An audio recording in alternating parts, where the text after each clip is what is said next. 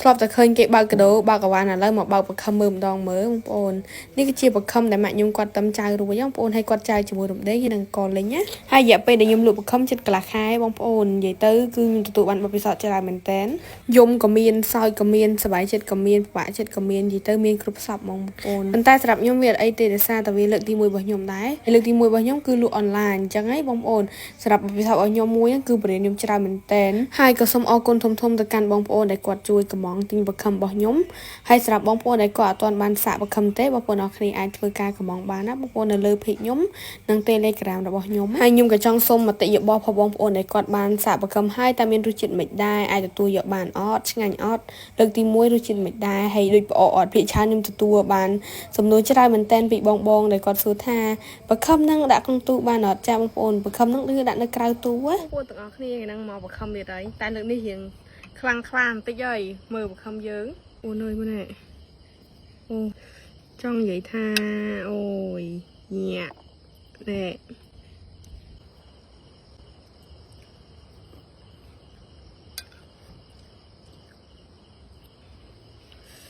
អូនអើយមើលនេះញាក់សម្រាប់បងប្អូនដែលគាត់ធ្វើការកំងបខំរួចហើយដែលមានការខកខានខាងបងប្អូននឹងព្យាយាមធ្វើដាក់តាមតែអាចធ្វើទៅបានបងប្អូនដោយសារតែបរិបទធម្មខាងបងប្អូនគាត់មានតែមួយតំបន់ទេហើយនៅមួយតំបន់ហ្នឹងគាត់បើកតែមួយព្រឹកទៀតគាត់បើកជាលក្ខណៈគ្រួសារមានលក់អវ៉ាន់ចាប់ហួយមានវិញអញ្ចឹងណាហើយក្នុងករណីណាដែលអវ៉ាន់ច្រើនខ្លាំងបរិបទធម្មគាត់លើកថ្ងៃបងប្អូនគាត់លើក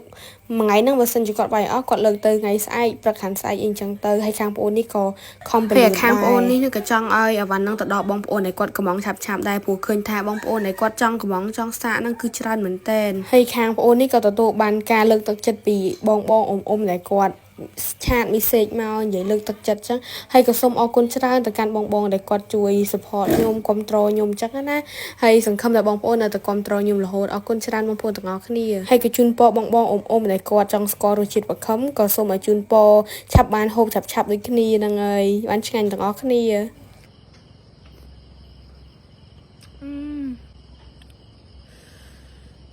អូយ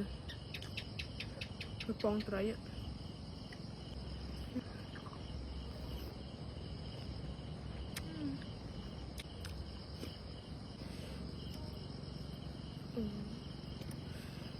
ជាសាយបងប្អូនអើយសត្វច្រើនតិចឯងសាខ្ញុំនៅទន្លេហ៎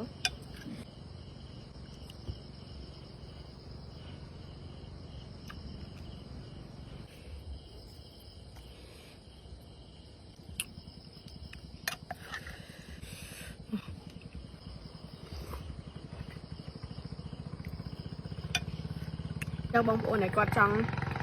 បានបខំឬក៏ចង់ភ្លុកបខំអាចចាក់តងមកเพจខ្ញុំផ្ទាល់ដែលមានលេខទូរស័ព្ទនៅហ្នឹងបងប្អូនអាចចាក់តងបានតាម Telegram ហើយនៅឆាតក្នុងเพจបងប្អូនចូលទៅប៉ុណ្្នឹងទេបាយបាយអ្នកនរគ្នា